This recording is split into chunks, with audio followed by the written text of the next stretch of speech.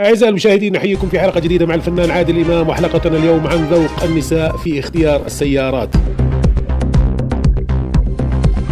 رحب فيك أستاذنا الكبير عادل إمام، وأهلا وسهلا بك. ازيك يا ابو فرح؟ انا قعدت مستني يا ابو فرح اشوف نهايتها ايه معاك، والمواضيع بتاعنا مش عارف يعني. انا انسان فنان وبتاع تمثيل، يعني انا داخل ايه بالعربيات وبالمرأة وقود العربيه والحاجات دي يا ابو فرح؟ انت يا ابو فرح بتدخلنا في حاجات ملهاش داعي يا ابو فرح. والله انت امرك غريب قوي يا ابو فرح والله. أستاذ عادل إمام، الآن أرى الحريم كلهم يقودون السيارات الصينية، وكلهم يعزفون عن السيارات اليابانية، الكامري والهايروكس والشاص. بص استاذ ابو فرح، انا والله العظيم مستغرب، يعني انتوا بتحبوا العربيات دي، الكامري والحاجات دي يعني الصغيره دي.